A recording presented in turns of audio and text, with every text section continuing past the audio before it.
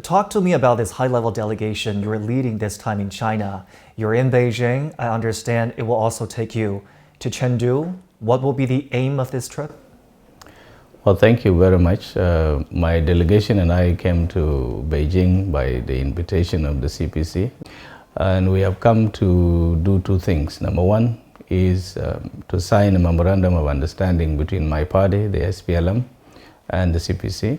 Number two is for my delegation, especially governors who are the chairpersons of my party in various states of South Sudan, to come and learn for themselves how poverty is alleviated in some of the areas. What is your general impression of how China was able to have lifted hundreds of millions of people from extreme poverty in just a span of a few decades?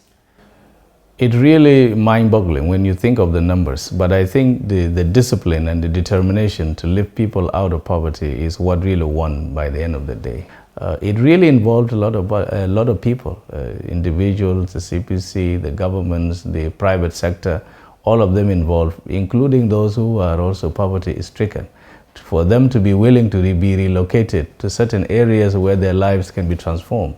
I think that is a very serious initiative, and it requires a serious policymaker, serious implementers, people who are willing to make lives better for their populations. China, obviously the largest developing country, Africa, the continent with the most number of developing countries here, China and South Sudan, and other African countries are trying to join hands to build a high-level China-Africa community with a shared future. When you hear this concept, can you share with us your understanding of the vision? You know, for African continent, we liberated ourselves from oppressive colonial systems. Our desire is to transform the lives of our people for better. And it has been almost impossible for the last so many years, maybe around 30 or even 40 years.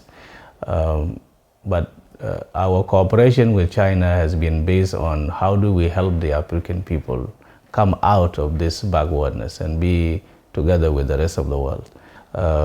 We have seen China as a true partner for us, working together to uplift the people of Africa out of poverty.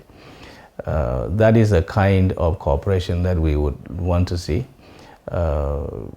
What we have experienced with others is that they come with a prescribed development model that might have worked with them, and they want you to use it, or otherwise, if you don't use it, then there is no reason for you to do any other thing. And so for us, our relationship as defined by FOCAG, I think, will continue into the near future, because we are all sharing and benefiting together.